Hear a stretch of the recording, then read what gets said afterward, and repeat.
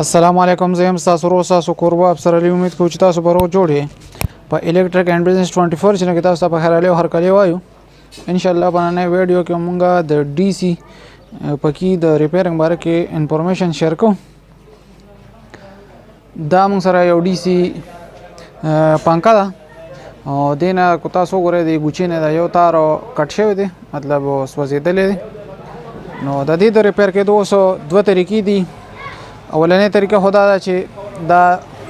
نوې ګوچه ملاويږي او دا زړه ګوچه ته مونږ لري کو دا نوې ګوچه وته ولګونو په دې طریقه هم دا ریپیر کې دي شي او دویمه طریقه ده چې مونږ دا زړه ګوچه چې کوم دنو دا ریپیر کو نو اوس مونږ دا زړه ګوچه ریپیر کو نو د ټول نمخ کې مونږ د پیشکش په ذریعہ په دې کې دا یو پین دی نو دا به دباو کو او چې دا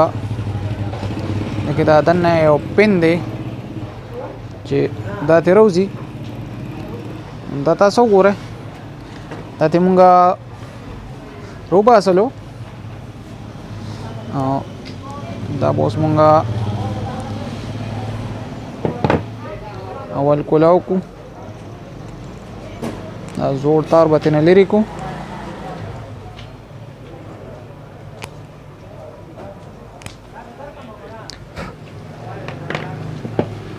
اوس په دې لمونګه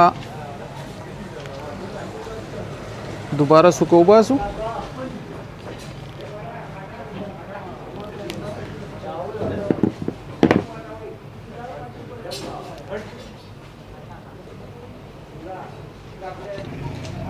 اوس په دا تار مونږه په دې کې په طریقه باندې کلک کو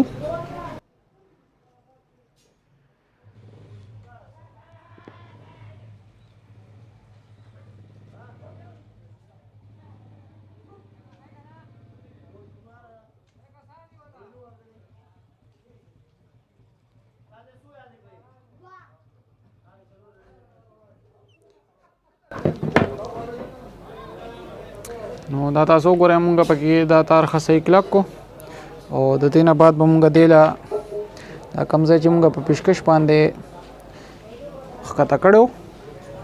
هغه ځای بوله واپس راوچت کو او دا پنځ کمې دا بوس مونږ په دې کې خسې په طریقه باندې دا موږ دې کې واچو نو دا تاسو ګوره په دې طریقه باندې دا ګوچه موږ دوباره ریپیر کړه اوس موږ چیک کوو چې آیا دا پکې کار کوي او نه کوي نو دا به اوس موږ دې کې ښه صحیح ولګو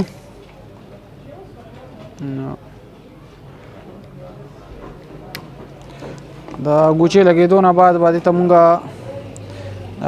D C तारونه واچو پلس په پلس ته واچو او ماینس په ماینس ته واچو نو اوس په موږ پکې اوچت کو چک په کوچیر رواني کې وکړه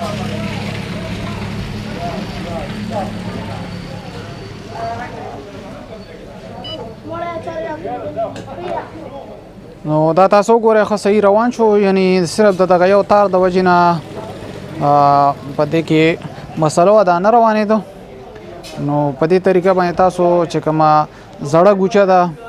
نو هغه په خپل باندې په اسانه باندې ریپیر کولی شي نو امید کوم چې د ګوچې د ریپیرینګ باره کې به تاسو زده کړئ کو ویډیو خوښی نو نور ملګرو سره شیر کړئ زموږ الیکټریک اینڈ بزنس 24 چینل سبسکرایب کړئ د بیل آیکن بٹن ضرور وه چې زموږ د عملګرتیا دغه شان جاری وي د الله پامان